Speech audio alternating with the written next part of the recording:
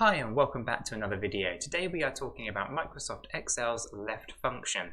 This is one of those functions that's very useful for many different reasons, but also very quick and easy to use. If you find this video useful, please do click on the like button, hit subscribe and tap that bell. It means a lot to the channel. And with all that said, let's jump on into Excel.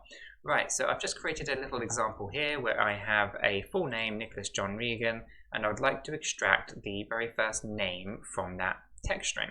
In order to do so, what we would do is actually open up a left formula and pull back the number of characters from the left position of that text string. So in this example, I'm just going to run through that. So open up an equal sign and type left, open up a bracket. The left function itself has two main parts. The text itself, the text string that you're referring to, and the number of characters that you would like to return from that text string starting from the leftmost position. So to start with, we're going to click on the full name as our text string, press comma, and then we're going to return the first name. So we just need to count the number of characters within the name. So in this case, it is 8. There's 8 characters in the name Nicholas. So I type 8. Close the bracket, press return, and you can see now that my left function here has returned just the full name from this example. Now, the other thing to bear in mind here is this is not a dynamic.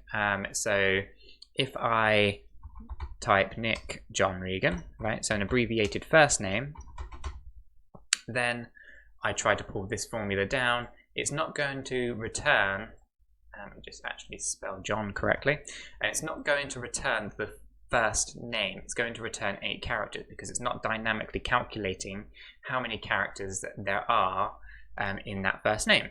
So that's easy to do and just requires one additional formula within this function. So instead of typing 8, what we want to do is actually open up another function called find.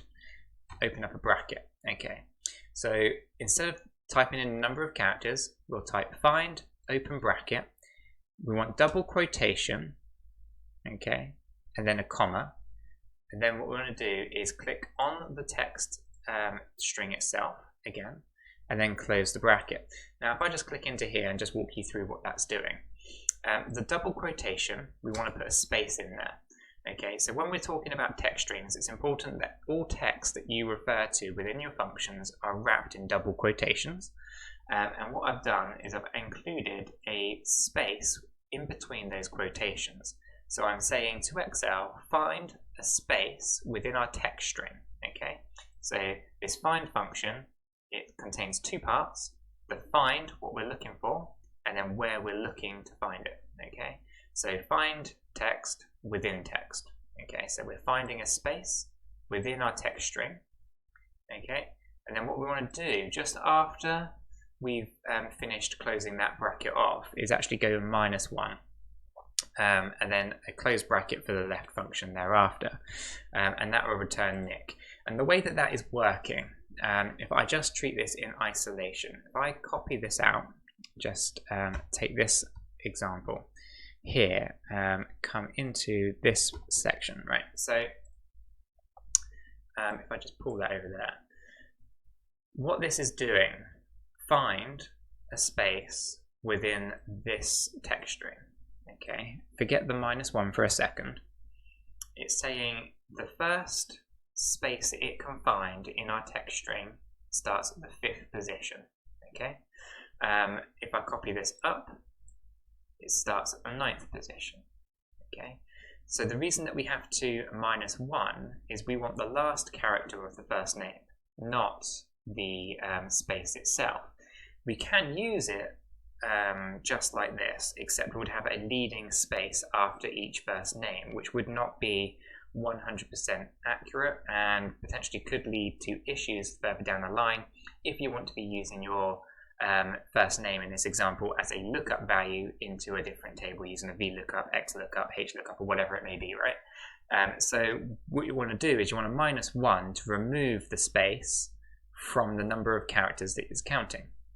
Okay, so in this example here, where we know that the space is the 9th character within our text string, if we just -1, it's now saying 8.